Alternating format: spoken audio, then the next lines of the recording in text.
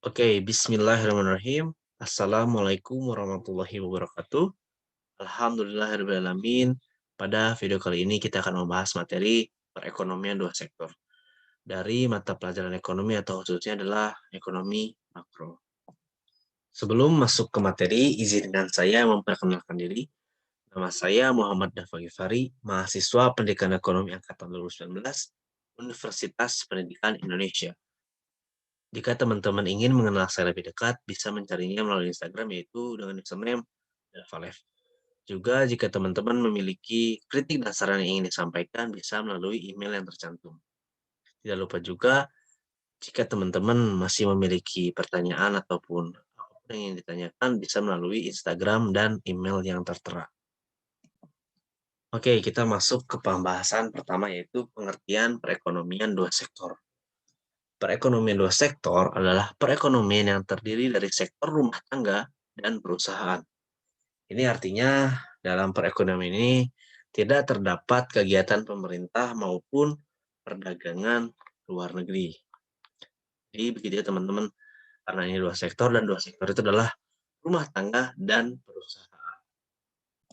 Sebelum kita melangkah lebih jauh, alangkah baiknya kita mengerti aliran pendapatan dalam perekonomian dua sektor.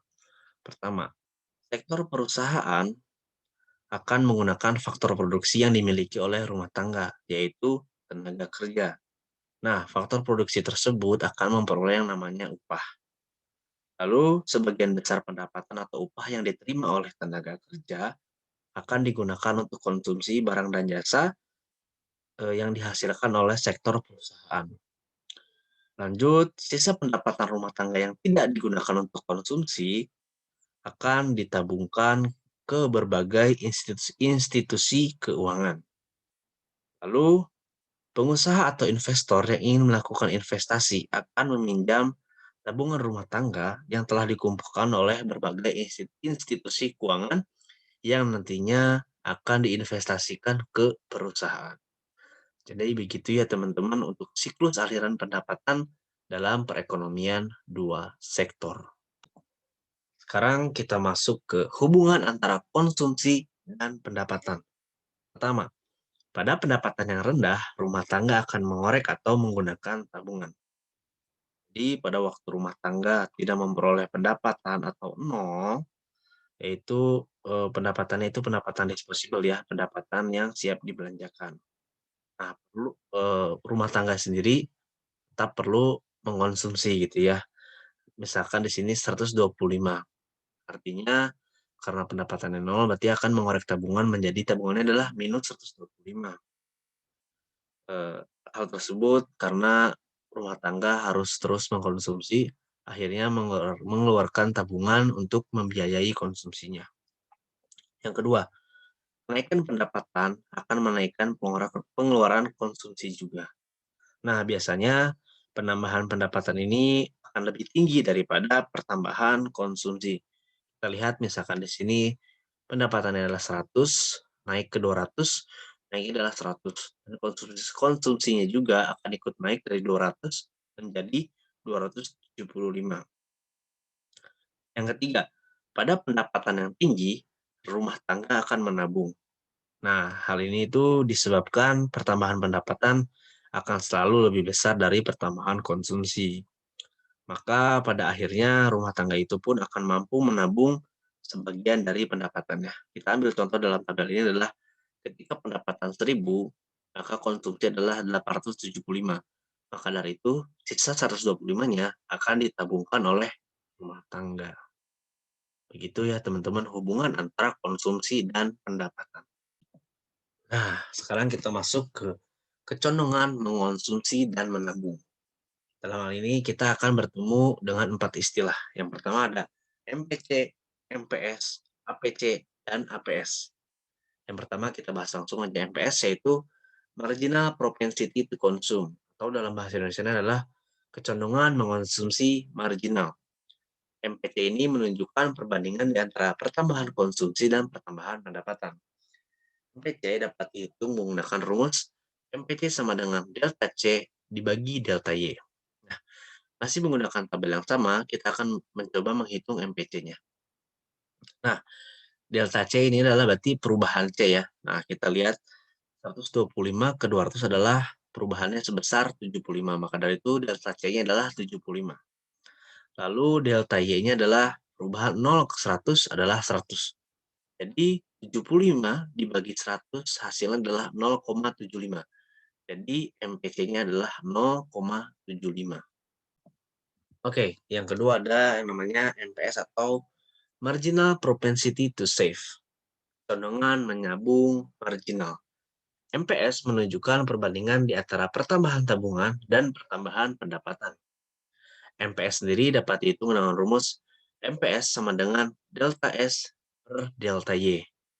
Nah, kita lihat delta S-nya pada tabel ini adalah minus 125 ke minus 100. Artinya perubahannya adalah sebesar 25. Jadi, delta S-nya adalah 25. Lalu delta Y-nya perubahan 0 ke 100 adalah 100. Jadi 25 dibagi 100 hasilnya adalah 0,25. Jadi nilai MPS-nya adalah 0,25. Yang ketiga ada yang namanya APC atau Average Propensity to Consume. Kecondongan mengonsumsi rata-rata. APC ini menunjukkan perbandingan di antara tingkat konsumsi dan tingkat pendapatan. Ini dapat dihitung menggunakan rumus APC sama dengan C atau konsumsi dibagi Y atau tabungan. Maksud saya Y atau pendapatan. Nah, ketika konsumsi 200, pendapatannya adalah 100. Maka dari itu APC-nya adalah 200 dibagi 100 dan hasilnya adalah 2. Jadi APC-nya adalah sama dengan 2. Nah, yang terakhir ada yang namanya APS atau Average Propensity to Save. Condongan menabung rata-rata. APS menunjukkan perbandingan di antara tingkat tabungan dan tingkat pendapatan. APS dapat dihitung dengan rumus APS sama dengan S atau tabungan dibagi Y atau pendapatan. Nah, pada tingkat tabungan minus 100, pendapatannya adalah 100. Jadi APS-nya adalah minus 100 dibagi 100. Hasilnya adalah minus 1. Jadi APS-nya adalah minus 1 ya teman-teman. Nah, selain itu teman-teman, MPC dengan MPS itu memiliki hubungan. Ketika MPC dijumlahkan dengan MPS, maka hasilnya akan 1. Kita ingat tadi MPC-nya adalah 0,75. MPS adalah 0,25. Nah, jika dijumlahkan pasti akan 1 kan? Pun juga dengan APC dengan APS. Jika APC dan APS dijumlahkan, pasti hasilnya juga akan 1. Kita ketahui tadi APC-nya adalah 2 dan APS-nya adalah minus 1. 2 ditambah minus 1 artinya 1. Jadi begitu teman-teman, jika dijumlahkan akan menghasilkan 1. Ya, sekarang kita masuk ke persamaan fungsi konsumsi. Fungsi konsumsi adalah C sama dengan A ditambah B dikali Y. Di mana A ini adalah sama dengan C ketika Y sama dengan 0. Artinya konsumsi ketika tingkat pendapatan adalah 0. Dan B-nya adalah MPC-nya itu sendiri. Nah, kita langsung masuk ke contoh. Kita ketahui tadi fungsinya adalah C sama dengan A ditambah B dikali Y. Nah, A-nya sendiri adalah 125.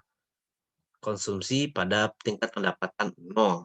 Nah, ditambah B-nya adalah MPC, MPC-nya adalah 0,75, jadi fungsinya adalah C sama dengan 125 ditambah 0,75 Y. Oke, selanjutnya ada persamaan fungsi tabungan. Fungsi tabungan ialah S sama dengan minus A ditambah dalam kurung 1 dikurangi B dikali Y. Di mana tetap sama ya teman-teman, A di sini adalah C ketika Y sama dengan 0. B-nya juga sama, yaitu MPC. Kita langsung masuk ke contoh. Tadi A-nya adalah C ketika pendapatan atau Y 0. Nah, karena ada minus, kita akan angka itu akan menjadi minus gitu ya.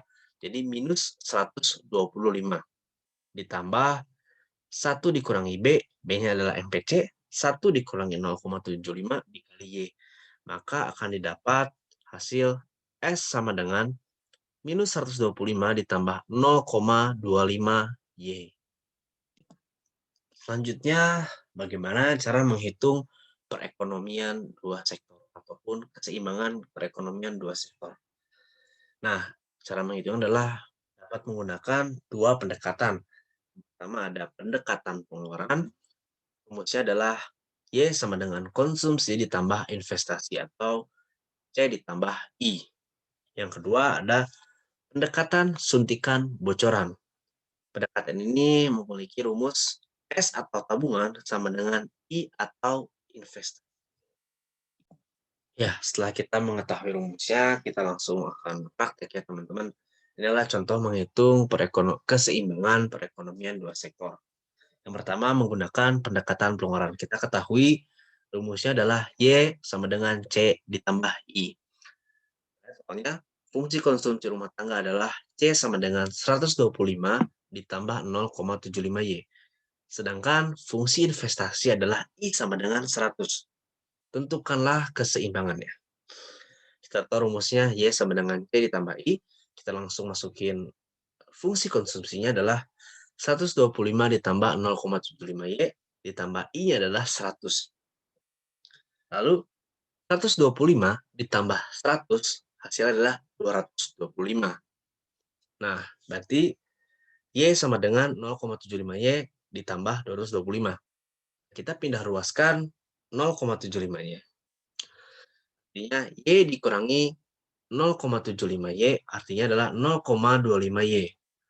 Jadi 0,25 Y sama dengan 225. Nah, untuk mencari Y-nya adalah 225 dibagi 0,25 Y. Hasilnya adalah Y sama dengan 900. Oke, untuk pendekatan kedua yaitu pendekatan suntikan bocoran. Rumusnya adalah S sama dengan I atau tabungan sama dengan investasi. Kita masuk ke soalnya adalah fungsi tabungan rumah tangga adalah S sama dengan minus 125 ditambah 0,25 Y.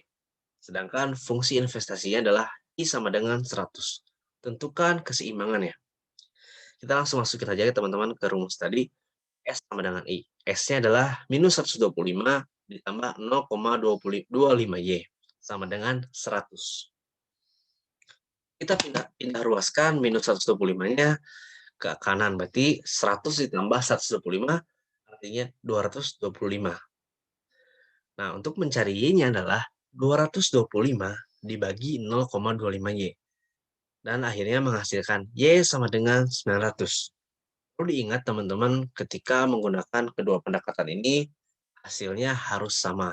Itu equilibrium. Ini kalau kali ini pada tingkat pendapatan 900. Ya, terakhir dari saya, izinkan saya menyampaikan sebuah kutipan dari saya sendiri, yaitu jangan pernah berhenti belajar, karena sesungguhnya kehidupan adalah pembelajaran.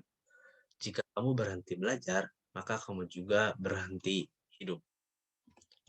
Ya, mungkin cukup sekian yang saya sampaikan atas materi perekonomian dua sektor. Mangga teman-teman, kepada teman-teman, jika ada kritik dan saran, bisa disampaikan melalui email yang tertera. Terima kasih, semoga kita berjumpa di video selanjutnya. Wassalamualaikum warahmatullahi wabarakatuh.